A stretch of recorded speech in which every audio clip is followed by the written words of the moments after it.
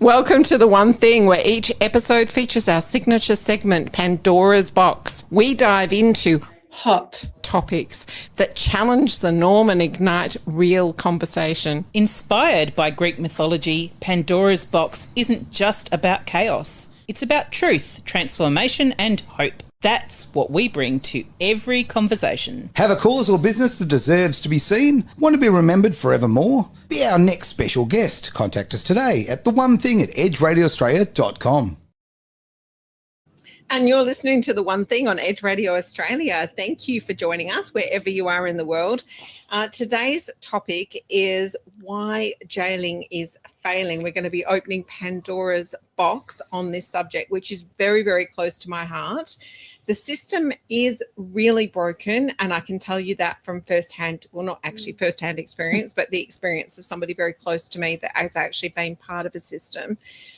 First of all, I just want to say a big shout out to our beautiful co-host, Leanne Jones. You looked at me when you said Leanne. Just clarifying, I'm not Leanne. Okay? You are not Leanne. No. So you never know I've this. got Aaron Malloy with me today and Leanne Jones. We're really looking forward to having her back next week. We miss you. We do. We miss you a lot, Leanne. So hopefully she'll be tuning in. And speaking of tuning in, what we'd love to encourage is if you're tuning in, engage. You can put comments up and these beautiful guests are going to see your comments and they can respond to them as well. So please don't be shy. So with that, I'd like to introduce our special guests, Dan Hawkins and Ariella Tassios. I'm hoping I pronounced that correctly. It is a real mouthful. You did well though. Done very well. Thank I'm you. impressed with that. And they have created an organisation, and the acronym is actually PRISON, and it stands for Post-Release Incarceration Support Organisation Network. And they've got a very, very powerful story. Let me just tell you a little bit about Dan. He was actually born in Fremantle. So he's a Freo-born. Fremantle is in Western Australia, and he spent 22 years behind bars. Just want you to let that sink in for a minute. I don't know about anybody else, but if I'm sick for a week and I've got to spend a week in my bedroom, I go stir crazy. So that is just incredible in itself. And he's actually not only spent 22 years behind bars, but he's actually been part of that system since he was a 12-year-old boy. And he's got a very He's done a lot of stuff, including, I'll let him share that later because it's actually in the description. Dan's story, yeah. Yeah, that's his story. And Ariella is a 32-year-old woman who has walked her own path through addiction, depression and dependency.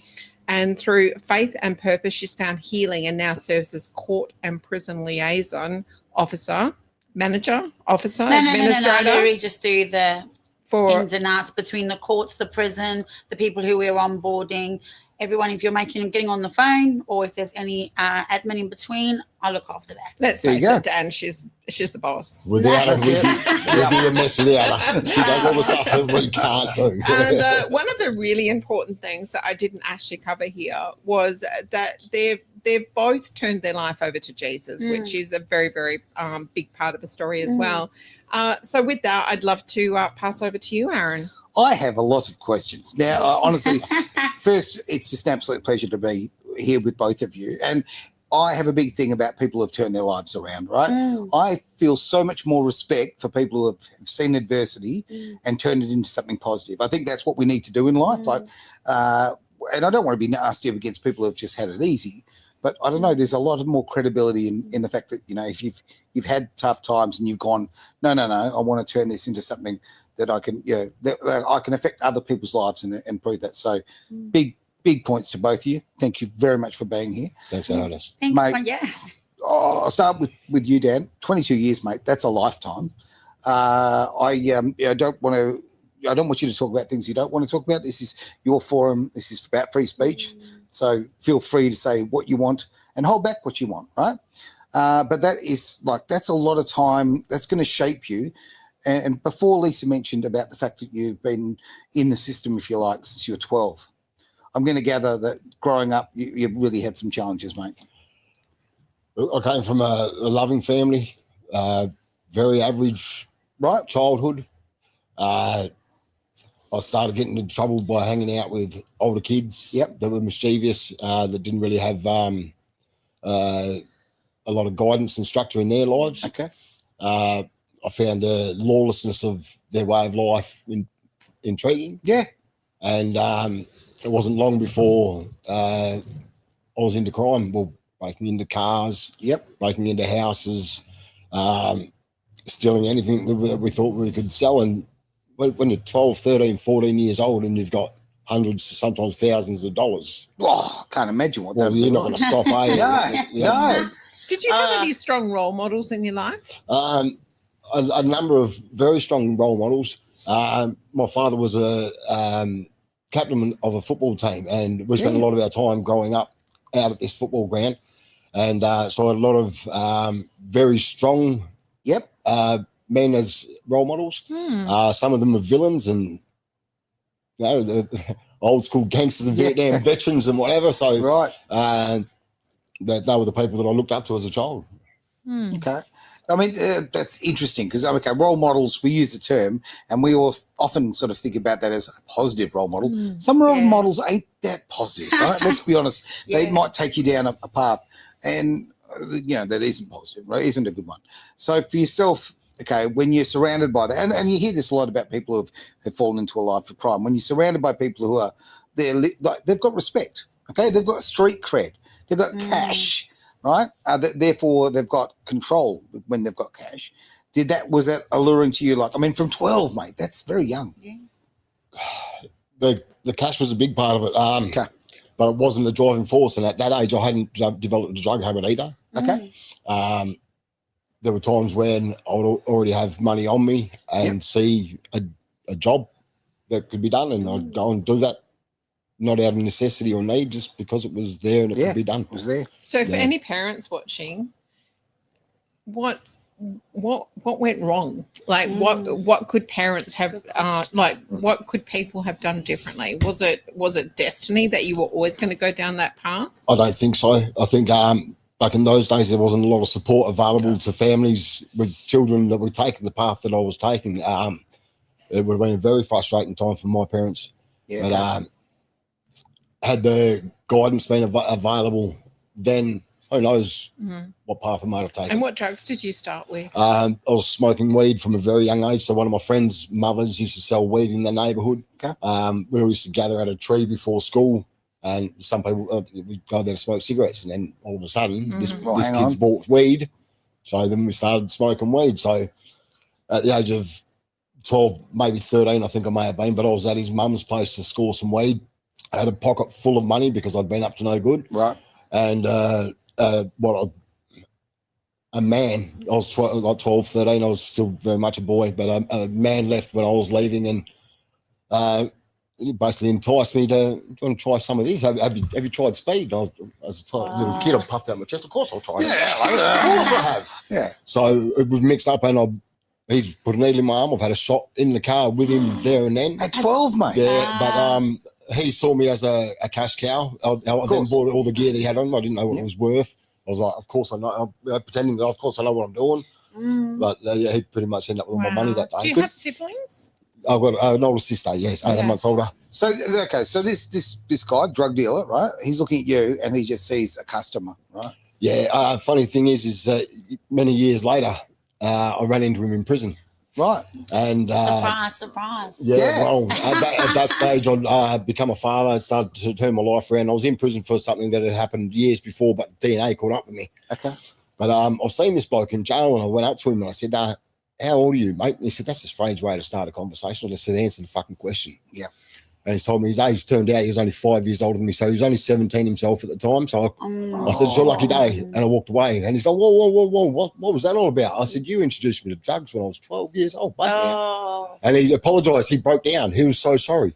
As a grown man himself, he reflected on that. He said, I always wondered what happened to you. Wow. Because, often, and we talk about this a lot, and this subject, age, brings up quite a lot because there's a lot of grooming going on at the moment from the sexual side of things. People are being groomed into doing things that they shouldn't be doing, with kids being screwed around with their gender, all of that, right? where I'm going on this is grooming is not just that. Grooming is so many things, and he basically was grooming you into a customer as a 12-year-old kid. It's child abuse. It is child abuse, The right? fact that he was a child himself, Exactly, like I I said, agree. he was 17. He was a child himself. But He was a child there's still himself. a big age difference between 17 Absolutely, and 12. and he took advantage of me in that situation. And for a number of years, I vowed when I catch him that I was going to sort him out. Yeah. Don't Then when blame I didn't, I realised that he was just a child himself. I couldn't do that. Are your mum Yeah. and dad still Yeah, my alive? mum and dad still around, yeah. says a lot about you, mate. Like as far as the fact that you stepped back from there. Yeah. Really, that says a lot about you, the integrity inside you. I'm going to jump to yourself now. I've got to pronounce your name correctly here. Ariella. Now I'm saying this because this is the thing I wanted to tell you. Yeah. You're actually effectively two of my children's names. Oh, wow. So I have an Ari. I've got a son Ari, and I've got a daughter Ella. So there you go. Oh, wow. So The two there. together. That's brilliant. So when I saw that, it put a smile on my face. That's a great mix. It's actually the background of my name is the lioness of God. Oh, That's what there it you means go. in Hebrew. So you've got like a little connected. Ooh, we're space going to go there. to Hebrew. Look at that. I would have never known that. I don't think my parents actually knew that either when they named me. There we go. Yeah. Well, it's funny. Well, your name has certainly chased you into the things that you're doing now, which is you're being the lioness of God here. I mean, let's face it. You're being like you're building these bridges for people. I think that's absolutely amazing. Do you want to tell me a little bit more about what you do and like walk me through it? So somebody is in trouble. I don't know, they might be up on charges, whatever, but they're new Is to it it. okay if we kind of go back to how Ariella ended up where she is now? Well, yeah. Because I know she wanted to share her testimony. Oh, go for it, Oh, absolutely. well, I mean, I wasn't sure which way we're going on this, but I'll really hold it together as I do speak about this, to be honest, because I was nearly bawling there. And I'm a soft kitty, okay? I try not to be, but when it comes to this sort of stuff, and my parents don't know this, and so Mom, if you're watching, I am sorry about that, but we had, and I'm not going to name what the solvent is, but there was a solvent that was going around the schools when we were kids, and I think it's off the shelves now, but they used to use it to wipe stuff off whiteboards and that, and the kids were inhaling it to get ahead. And I actually had like an overdose, and I can only describe it as an overdose. I think it would have been 10 years old on my own in my room. And like it was just the most terrifying experience. Like I can still to this day remember this white light flashing, all these little entities around me. Like I won't even tell you what they were singing. It was wild. So there was that occasion. Like I was diagnosed with ADHD at a young age. Yep. I've always had this incredible sense for justice. Like ever since I was a little girl, I was like, that's not right. That's not right. That's a good thing to have. To a degree, but then there's also the defiance. Okay. So for me, the word defiance burns me. There's a few words that really annoy me. One's religion, one's defiance, glee, and moist. The other two just ended on there. They burn me. But You're a complicated person. Oh yeah, exactly right. I'm quite entertaining, but there's a whole lot of things that go into this. But I was expelled from multiple schools, and that was all just down to just being loud, being out there. My brother was the same. We were both diagnosed with ADHD. We've got a unique surname. So before I even had a chance, the teachers were all over me. This obviously led me into mixing with the wrong crowd as well. My father brought me up as a single parent. Back in those days, he had the money and he was able to take my mom on for custody and take charge of us, like in South Africa. Oh, hey. Hey, Dan, Ariella, we're all watching from solid ground. I love you guys. Wow. Keep those comments coming in, guys. It is fantastic. Well, whether they be comments, encouragement, or questions, let's go for it. Yeah. That man, Dave Hudding, is the driving force behind solid ground. Oh, so I didn't start solid ground. And I didn't I start know. solid ground. So you guys, you're taking all the credit. Oh. These Oh, we fellas would've- on This bloke's too shy to Come on now, David. We wouldn't take the credit. Dan was actually offered to come onto the show. I'm totally teasing. Good, Hello. because it's Come on. all the credit to Dan, Yeah, 110%. Yeah. You got to understand Oh, something about me. I beautiful. speak fluent sarcasm. That's what I do, right? Great to see these pictures coming up too. Some just Oh, look at the camaraderie it's there. Beautiful. Brilliant, absolutely brilliant. Now I just saw on your T-shirt said, "I have decided." I have this. That was my baptism T-shirt. So that was, I have decided to follow Jesus. There you go. There you And- go. It's quite a statement, that's all. Yeah, it is. And people keep on asking, what have you decided? Well, I mean, in all fairness, I pretty much decide everything else in life, you know. Okay. I've got an issue with control, but I guess that would have been over a period. Surprise, surprise. Some areas it actually works though, okay? So You know what? We've all got our little superpower. And some people think it's a negative thing. Some people, you're too controlling, you're too this, whatever. If you actually harness it and use it for something positive, what's the problem? In fact, quite the opposite of it, right? There's a lot of people out there who might have great skills in whatever department, but they won't take control. Sometimes they need a little bit of help. That's where you come in. I've got no problem with that. Yeah. So this is where they came up with the oppositional defiance disorder. So they drugging up all these kids in school. I'm sorry, but it's true. ADHD medication, all of them. Next person takes it. Joe Bloggs, if I were to give one of my pills that I was given to Dan, that would be considered dealing. But yet all these children are taking it. It sent me crazy. And tomorrow I would have been 1 month off all medication. Fantastic. That's included. God, Jesus healed me from all of this. So that's Vyvanse, which is a slow release. That's the fast release, dexamphetamine, antidepressants, which I've been on for 8 years, and also temazepine at night. So I've just been walking around. You must be rattling. Drugged to the eyeballs, thinking that it's going to help. And you know what? It didn't even actually help all that much. I thought it was going to be the answer, you know. And even as a child, because we will not conform, everybody, we think out the box. We're made this way, you know. Yep. And it's like, get them on medication. Oh, this person's this person's that. We're all made perfect in God's image and for a reason. And it was only a few months ago that I was literally screaming at God. I was like, why'd you make me like this? Why am I such a nightmare? I'm confident to society. And now, serious, this really happened. I worry, you're so shy. She'll come out of herself. So, and then I realized, and now he's like, this is why. This is why. This fits perfectly. Both of the men who I now work for are like the Mad Hatters. We're all completely out there. They let me do my thing. The fact that I've got the sense of justice, I can take that and use it for good. I can take that and use it for someone who needs it, for people who haven't got the verbal skills, for example, who don't know what the rules are. So talk us through it. What exactly? Okay, so effectively speaking, what I will be doing is the gentleman, let's just say, for example, someone's parent calls through, I'll speak to the parent, okay? Yep. And I'll say to them, okay, well, this is what we do, this is what we're doing. And then from there, we will get an information pack sent out to their son in prison. We'll ask them a whole heap of questions. We then get them to put my phone number on the phone. Okay. So the person needs to be in prison, yeah? Yeah, well, we'll cover that in a minute, okay. but ultimately the aim that we'd originally open up, but I'm not going to go into that side of things because it's not my business. My job is I deal with the people who are in jail who want to get out of jail. Okay. And at the end of the day, you're significantly better being outside of jail in a controlled environment than you are inside because of all the chaos and carnage that goes on in there. So they will then get onto the phone with me. They will keep me on their contact list. I will base off the answers on their sheet where they want to go, what they want to do, put a letter together for them, right over to the board and say, okay, Joe Bloggs is in such and such prison. This is his earliest release date. Release him into our care, and this is what we are able to do to help Joe Bloggs reintegrate into society. Okay. Got a couple of questions. Well, the question's actually for both of you, so if you could both deal with this, it'd be great. Okay. I know these things move left, right, and are everywhere, but where is the line between punishment and rehabilitation? That's for you, Dan. Great question. Up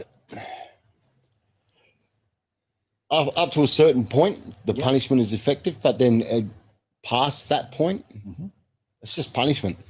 I recently had to go back to prison. I didn't fall back into a life of crime, but I had an incident where I went a bit too far, and I'm having to go back for 2 years. And the major hurdle for prisoners at the moment is getting access to courses, to counselling. Why is that a problem? It is so... I know. I've got a little bit I want to add later, but you go on, mate. Yeah, so you're getting, well, personally, I received a 2-year sentence with parole. Right. After a year, they assessed my parole, but because I hadn't been assessed for a treatment program, none of the voluntary programs that I'd done, none of the help that I'd got meant anything because I hadn't ticked the box of having had that assessment. Right. But they're so far behind in them that they're just not doing them. They're not playing catch up. So only new prisoners coming in are getting processed. Right. So you got all these guys that cannot get on courses, cannot get placement in rehabs. A lot of rehabs won't take prisoners. You asked earlier for exclusively for released prisoners. No, we'll take anybody that needs help. Okay. Anybody struggling with addiction, homelessness, despair, we'll take them. And how are you funded? We're completely self-funded. Our participants pay Good, you don't get controlled that way. That's great. Exactly No. right. I Well, love it. And the way God's come through. Sorry, but go on. We've deliberately not gone down the government funding way because they make you tick certain boxes and you have to provide certain structure in there. Mate, they control you is what they already do. not working. Right. It's ridiculous. It's already not working. Yeah. So why set up another model That's right. that's not working? We'd have our hands tied. Our team, just the 4 main counsellors within our group, there's nearly 100 years of prison, but nearly double that of years spent in addiction between us. Okay. And we're all clean. We're all volunteers. Exactly right. We've all been through it, but each one of us has gone on and done certificates and diplomas in different areas, and we all cover each other's strengths with these. This is such a thing. Again, like, okay, if somebody sits in front of you in their cardigan and all that kind of carry on and says, oh, dude, do drugs? Yeah. In the nicest possible way, piss off. Right? Like, honestly, if you haven't had, like, you know, challenges in life, we've all had challenges, right? Some of us have harder ones than others, and some of us make the wrong choices, right? I would rather have someone who's got the credibility to go, okay, I made the wrong choices. I went down the wrong path. Exactly I screwed right. things up, but guess what? I came out the other side, and therefore you've got credibility when you're speaking to someone. Such a big deal, man. David's just said there's no rehabilitation in our jail system, no courses for rehabilitation, very limited access to medical services, no access to mental health services, no employment in jail. Exactly, brother. I know when my son was in jail, the stories that he'd share with me, it was just heartbreaking. Yeah. The amount of time they were locked up as well. It's horrendous. I'll share a little story, and I'd love to know your opinion on this, and I'll be as brief as I can with it. So I essentially got contacted by somebody who knew. I mean, I've got contacts in all sorts of places, right? So someone contacted me and said, "Can you help?" Her father was in jail, and they wouldn't let him actually go up for parole until he'd done a domestic violence course, right? Yes. Now, he'd actually been attacked by a woman, right? Both sides are wrong. Both sides are wrong, okay? Domestic violence, boom, doesn't matter who does it, it's wrong, okay? I totally agree. He'd been attacked. He was an idiot and pushed her away, like, obviously a little bit over the top, okay? Pushed her away. So that was one of the charges that got put on him in prison, right? And we do see the imbalance there in the genders when it comes to what the police do and what the jail system do. Yeah. But we won't go there today. No, absolutely right. I totally agree with you. But you know where I'm going. As a woman myself, I agree. So there we go. But okay, that happens. So he needs to tick that box that he's done a domestic violence course to be up for parole. Parole comes up, he can't do anything. And guess what? They don't offer a domestic violence course. They don't offer one. So thankfully, I know a few people, and I made a phone call to a psychologist I knew and said, hey, mate, this is the situation, boom, boom, boom. He goes, well, I can't help, but I know a guy who can. Boom, boom, boom, boom, boom. Their phone calls going left, right, and centre. We got a course into prison, right? Yes. Yay. That's right? incredible. I The love power that. of one. Oh, look, just fantastic. But I wouldn't have known that was the situation. Had she It's not come to rampant me. at the moment. Blokes that cannot get into a course are serving their full time, being released into society without having their issues addressed at all. At all. It's not good enough. Look at this comment down there. These guys are beautiful souls that walk the walk, not just talk the talk. So true. Well done, guys. Champions. Love you, brother. Yeah, I know him, yeah. Just so the show doesn't end and we haven't given you the opportunity, would you like to share your testimony as to how Jesus came in your life? Yes, we want that. It's next level. This is why I got him on ya, because I was like laughing and crying and all sorts when I heard it. Take it away. Well, Jack. just Do you want the version I told her or do you want the truth? Just before you do take it away, before you do take it away, we're going to have a very quick break. Back in just a sec. It's Edge Radio Australia, the one thing. Is pain holding you back? Bowen Therapy with Panacea Healing can change that for you. It's never too late to recharge your health, career, or purpose.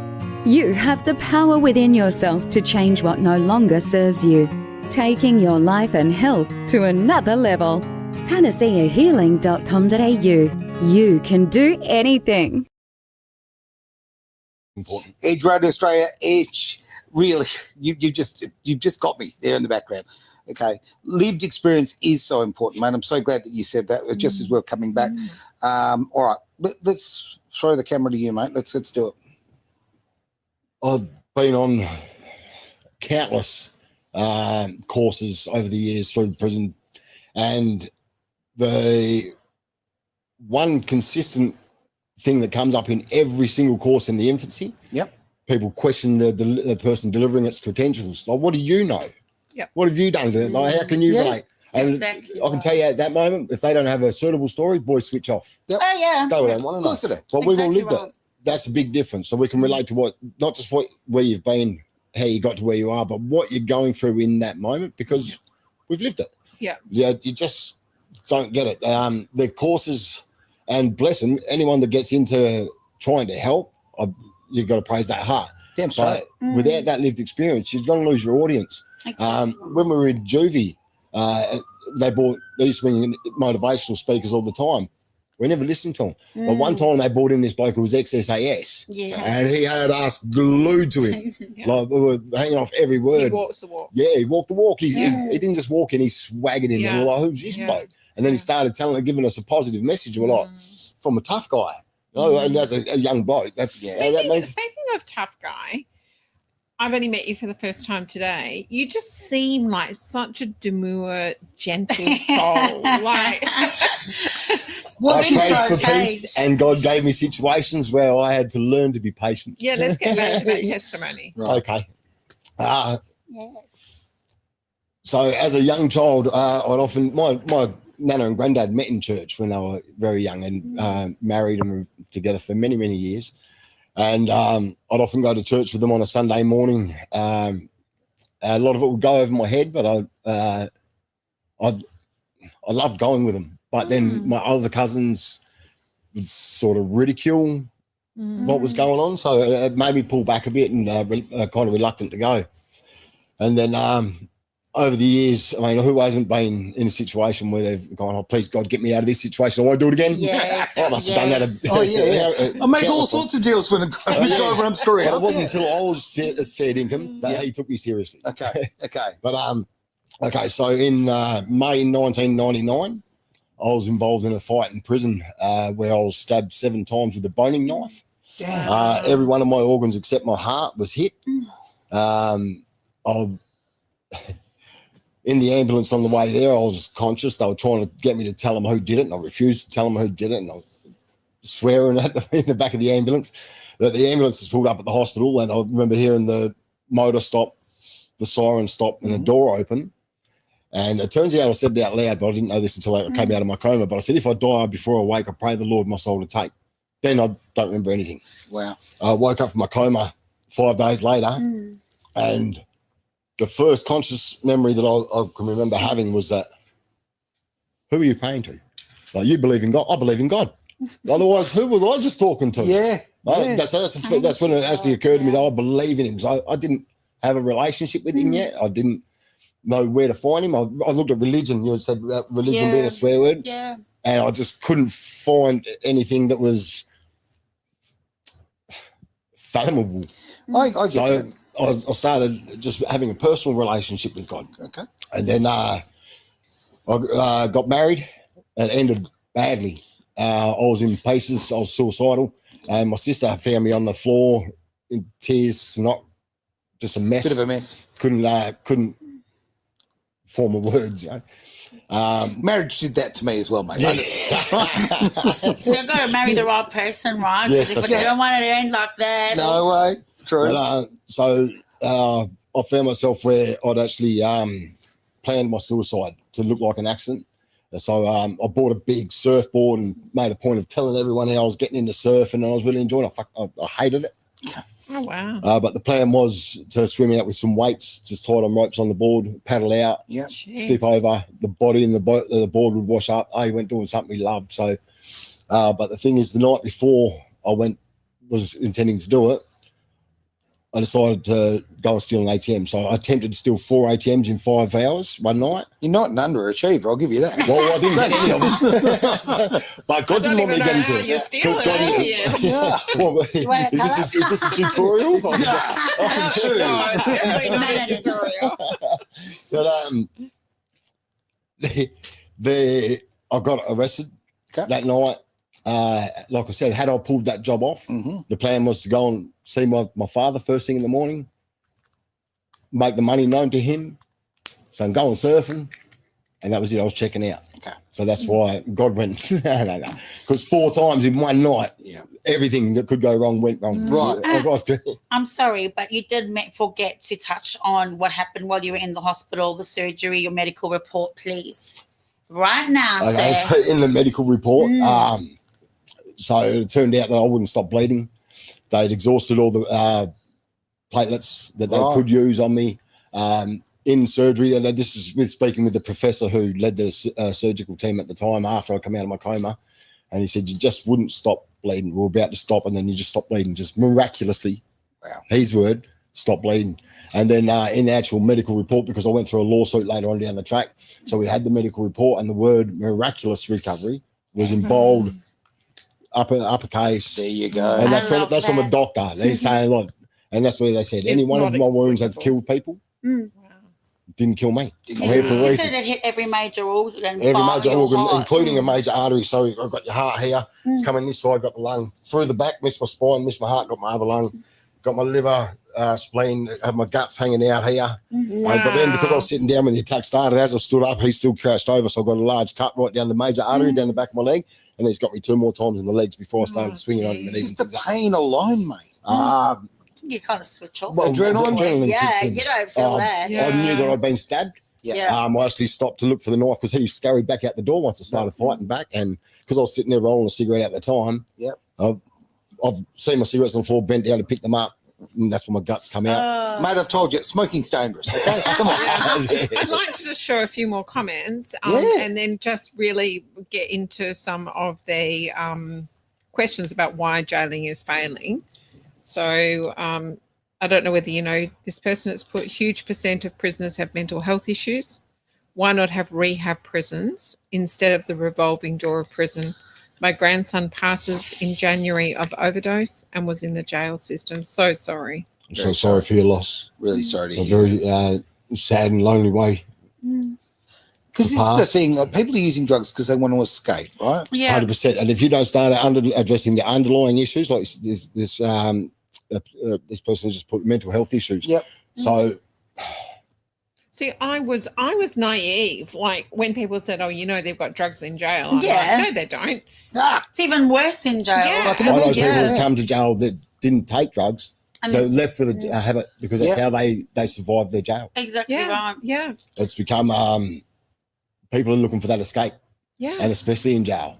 Yeah. But the exact statistic, somewhere in the high 80s of a percentage of prisoners getting released don't have a home, don't have someone to go to, don't have a support network. They just don't have it. Where do you go? And you probably... Well, exactly right. So come to solid ground. We're going to expand. Love it. So another comment here is evolving door and rehabs, lack of counselling and no accommodation. That's which right. is what you just said. That's exactly right. So that's from the same lady. It's a big problem. The issue with rehabs in general, we don't like to call ourselves a rehab. We're reintegration unit. Yeah. So often in a rehab, upon entry, you hand over your phone. You have no contact with your loved ones. Yeah. You have no contact with the outside. Go through the process, but then you get clean and leave with still nothing. You've still got to build your life from that doorstep. Yep. Exactly Where we've going through our program, we build while they're there. So at the 9-month stage, they'll transition into a house. Okay. So they'll leave with a license, a vehicle, a job, or in a training program. That's brilliant. A house. But we have we're developing a couple of different industries within the property. Okay. So with those industries, 50% of any profit will go back to expanding solid ground. Yep. And the other 50%, so our participants have an account not that they can access, but linked to our accounts. Okay. So that 50% of profit that's remaining gets evenly distributed amongst those who are working in, participating in those activities. So when they leave at the end of it, they have a house, a car, a job, a license, their debts in order, reconnected with their families, and a little something in the bank account. Right. And so then they're not starting from scratch. They're leaving on solid ground. That is incredible. It really is. And to have someone to go, somewhere to go, and have a driver's license, have a car, like these are just things that so many people take for granted. Yeah. Yes. And people who are walking out of prison, they're not starting at zero, they're starting behind zero. Exactly right. right. Well, many people are coming out not even ID, and if you haven't got ID to get ID, Yeah. so we've just helped a bloke jump through those rings just very recently, and it's to do it on your own. I've been in that position where it was overwhelming for me to do it on my own, but with help I got there. So we're providing that help. We all need help. Yeah. We all do, need and that's support. where We there's need strength each in what other. we're doing, because we may be facilitators, but we're still in recovery too. Yeah. So it's like with exactly something, right. if you want to learn something, teach it. Can I ask you a strange question? You ask me anything. Doing this, is this part of your recovery? Yes. Yeah. Yeah, absolutely. Yeah. 100%. Good on you. I believe because the stabbing is just one of many instances where I shouldn't be here. Damn, mate. Oh, No. yeah. That's where Yeah. Yeah. there's no other way to describe it. Okay, There's- Lisa said it before, right? This is on the street. This is a good bloke. Like you can tell straight. No, you're a good bloke. Thank you. The energy you put out there, right? Like clearly you're a caring person, right? And as David said, God's light shines in you. Great example. there. Thanks, Yes, David. yeah. And okay, you've done some shady things in the well, past, you've right? given me my feels. We're not all perfect. In fact, I don't know anyone who is. But again, what you've made of it, mate, and the fact that you are bringing light to people, you're bringing positivity, you're improving things, you're turning that negative into a positive is such a fundamental thing. And why I harp on about it, because I've had to do it in my life. I think that so many people don't. When you're down, okay, when you if you're having a mental health issue or things are bad in your life, whatever, you tend to you dwell in it, right?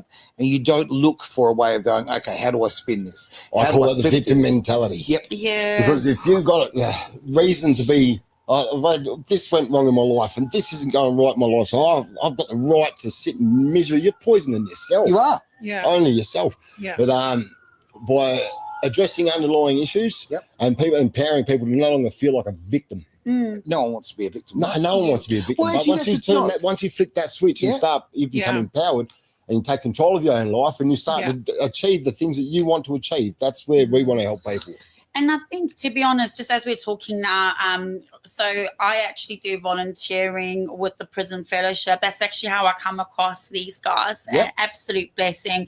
But what I'm finding is while I'm speaking to people, the men will come out of jail and they'll find themselves leaving one establishment to just go back into another jail. Gotcha. Like you said, they got their phone taken off them. They can't see their loved ones. They've got complete control over their every move. They don't care if they're happy. They don't care if they're sad. They don't really regulate testing, so everybody is just running an absolute muck, and they would rather actually get themselves free and carry on and take a chance and risk going back to jail than be let out in a system that just doesn't care. And when you actually do some digging, there literally is, I've literally called and I've asked around about this, and because I was trying to find out, who do we answer to, who do we make sure that we're doing the right thing with? And they were like, oh, there's none. I said, oh, who regulates rehabilitation and ex-offenders, and who do I speak to about this? And she said, oh, and I quote, oh, do you mean the ex-offenders? And I was like, yes. Does that make a difference? I'm like, so you're telling me that there is no governing body that regulates how prisoners should be treated when they leave? You've got human rights, you've got fraud rights, you've got a whole heap of stuff that doesn't account because they've come out of jail. That's enough to absolutely send me over the edge. And what I have noticed with the gentlemen at Solid Ground, when I went up there, everyone wants to be there. They are so happy to be there. It's not just because they've been told they've got to go there. You know what I mean? People have chose to go there.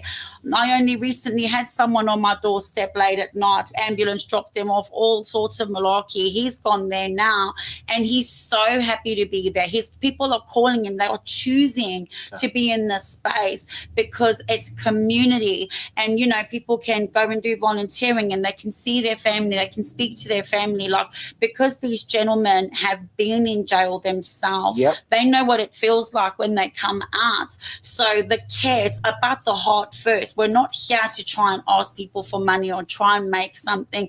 I mean, like I said, we're all volunteers here. Literally, God's done amazing work on that. Do you have any so different organizations, to the best of my knowledge, have very different ways of running things. So how do you incorporate, or do you incorporate Jesus, God, religion into your program? We're in a position where at the moment, all bar one of our participants is a Christian.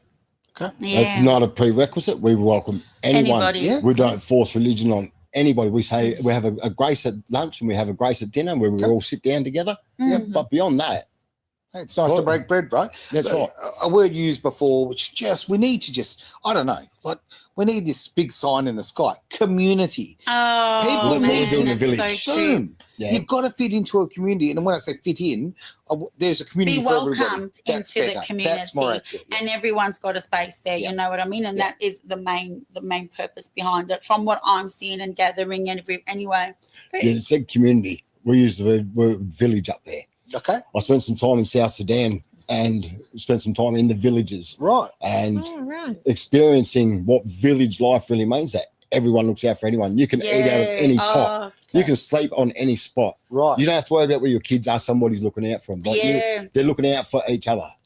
This is what we're doing. This is the model that we're building. And that's the result that we're getting.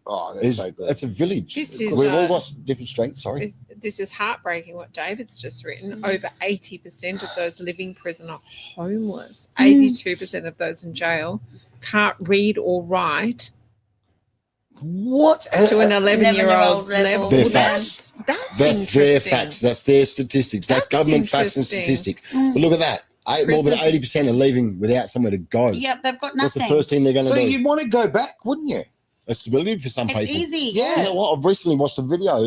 There was some influencer going around paying people's bail. And this is in the US, but they bailed some bloke out and he's come out and he was furious. He said, "What are you doing?" He said, "I'm homeless. Where am I going to go?" He said, "You just took me away from 3 meals and a bed, mate, and brought me back out in the street." And structure. See, my son really enjoyed the structure where he was in his head at the time he went in. And that was one of the things that he liked. Well, that's where at Solid Ground we realise the importance of structure and routine, because without that we wouldn't have got what we're getting. But we also empathy, just someone trying to understand what you're going through. And especially for somebody that can relate because they've been through it, you're going to get a result.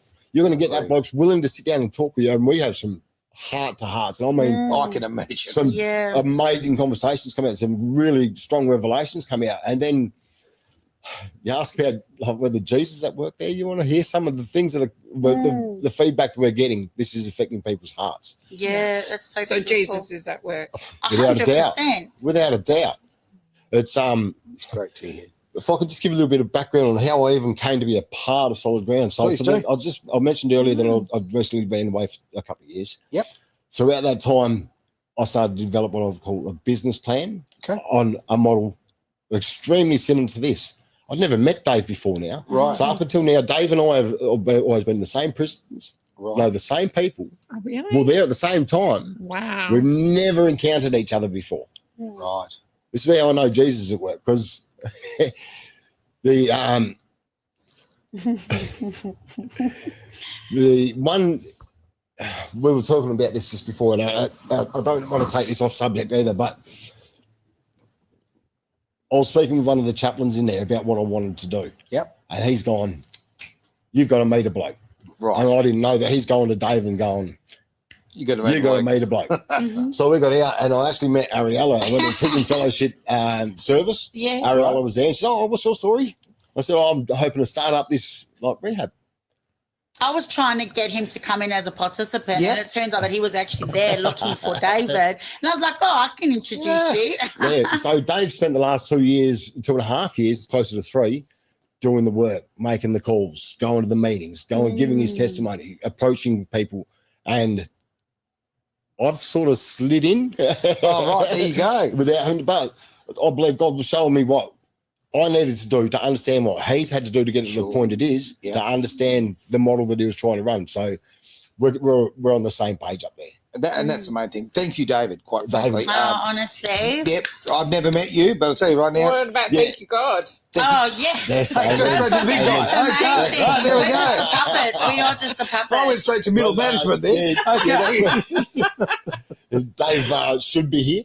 Yeah, we did try, but he's so busy, though. He's You know what I mean? This man fields 40, 50 phone calls a day, countless emails a day. This man is entrenched in this. And the way it's all coming together, it's... Well, you know what? Hard work is rewarded, right? Okay. And intention is also rewarded. So we're actually out of time. I've got a couple of other comments. I know. That's what I'm about to say. Right? Can we put up a last couple of comments and maybe even answer them if they're a We've question? already got through 45 minutes. Yeah, absolutely. Oh, wow. It always goes really quickly. So after 20 odd years in and out of prison with no family, I was never offered accommodation when I was released from jail. I was just dumped out the front of the jail with $150 release check. Is this somebody you know? Yes, it is. Yeah.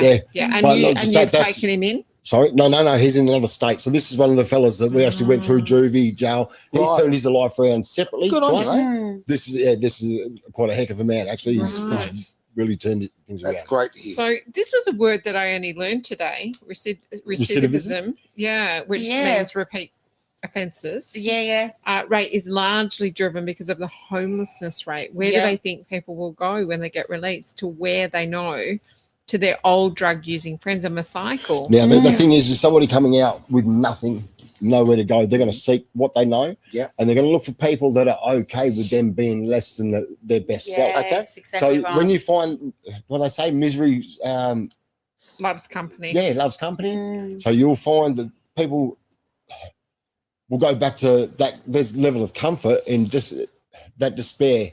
It's sitting in that a familiar mindset. It's hanging out with people who don't expect anything of you, so you can. Well, like attracts like, and the other thing is, you know, when you're in prison, you learn certain idiosyncrasies. You learn. I mean, I've even noticed with my son the way that he communicates now. You know, it's a lot about bro and it's another language. It is. It's a culture. It's a world. Culture. So it would be unrealistic to expect mainstream to be accepting of without organisations like you to transition them. So I totally get that. But there's a stigma as well that goes with jail. You know how many you've got fellas are in there. Then you were saying it before. I'm a nice guy. I'm approachable. I'm friendly. And that's the majority of blokes that are in there. But as soon as they come out, they're already tainted, already painted. Especially if they went in and they were already had a drug habit or something like that. Well, here's what I was going to say. Okay, without going too much harping down any particular train, people don't realise how close you are yourself to going down this path. Right? Now, in my case, for the I'm living proof of that. 2 years ago, my home burnt down. I lost absolutely everything, right? Okay. So I'm homeless. I've got no options. Financially, it's massive, massive hit. You know, what are you going to do? Now, if I didn't have a wonderful, amazing support system of friends, guess what? Exactly. I would be in deep, deep trouble, right? Yeah. So that close. And also I've dealt heavily with the family court, and I've been literally 3 seconds from suicide, okay? Yeah. I'm incredibly lucky, right? Yeah. Because I've had people who would step into my life and go, you know, a lot of people don't have that support. It all comes down to support. And that's what I want to lay out because, okay, it's very easy in life to go, it's an us and them situation. Oh, yeah, that bloke did that and therefore that woman did that. So much judgment. It's so bad. So much complacency towards people. Screw the judgment. Screw the complacency. This could be you. Life pivots sometimes in a hell of a horrible way. Yeah. So, and homelessness is a very, very big deal here in Western Australia, well, Australia particularly right across the board now with Albanese government, but that's a whole other story. I can tell which ones I like. Yeah. Yeah, I think we all know, right? Yeah. But you're so close to this. Please be caring. Please actually consider others. Please don't be judgmental because this could be you. That's right. So how do you want people to contact you? I'm just going to share your website again. I can read you the phone number right now. Yeah, go for it. Let's get the phone number out there. Is Dave ready? He's already getting 50 calls a day. No, that's my phone number. They Oh, it's come your through to phone me. number, right? Yeah, so I have a business phone. Everybody that touches base with us will come through me, parents, loved ones, the inmates themselves, the support workers with the inmates. So, yeah, I look after all of the contact for the onboarding. But again, you don't like to talk, so there won't be much. It'll be a short phone call, right? Great to see the site up there. So this is the one. And phone number, did you want to... I'm hoping that yes, it is. That's my phone number. Yeah, that's the right one. Yeah, so you can go to prison.org.au. On the right-hand side at the bottom is Ariella's phone number, 0466 853 086. I noticed earlier when I pressed on the donate button, I don't think it went anywhere. Oh, Really? okay. Click on it again. Let's check on that one. Sure. It just goes back up to the top. Go click on it again. Because Okay. this is a serious flaw if there ever there That's was right. one. Okay. You're Okay, supposed to scroll mean the down. difference. There we go. There we go. There we are. You got to click on it once and click on the top right one. Yeah. And then if you'd like to make a donation to this amazing organisation, there are the details: BSB 036233, account 536740. You guys may or may not know the answer to this, but please do ask your accountant if it is tax deductible. 100%. It is tax deductible. We're a registered charity. All donations over $2, 100% tax deductible. Brilliant. Yeah. So, Yeah. So if $2, $10,000, Doesn't matter. $100,000. Yeah. If you're donating some clothes or some toiletries or something like that, give the items a value. Yep. And you'll get a receipt reflecting that value. All right. Yeah. Yeah. We've had a few people go out and do some shopping for our clients. Yep. And that's the way we can reimburse. It's a nice thing. Oh, I like that a lot. Okay, fantastic. Thank you so much, both of you. I mean, I'm just really so pleased we had you in. And I almost want you in again, actually, to have another chat. What you're doing is it is wonderful work. It's God's work. I really just I'm so what's the word I'm searching for? I just want to commend you, but the word I'm going to use is strange. I'm actually really proud of you because as a person, it is hard to step up when you have these hard hits and this adversity. So I'm proud of the fact that you dug deep and you actually made something really wonderful out of this. It's inspiring, isn't it? It's very inspiring. Yeah, you're both inspirational. Thank you. And this is only the beginning, isn't it? Oh, yeah. we're We're in our going to infancy. come back and get on it more. And there's so much we never even got to cover, to be honest. No, the beginning of your organisation. Oh, yeah, that's what I mean. There's so much that we have not covered on how the way God's moved in miraculous ways. But David did ask me to actually mention this.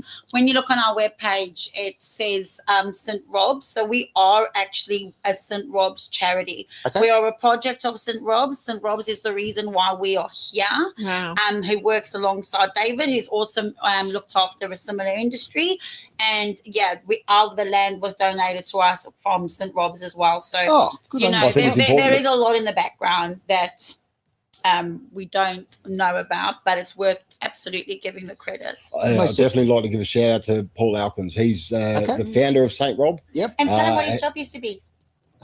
Prison officer. There we go. Lovely team.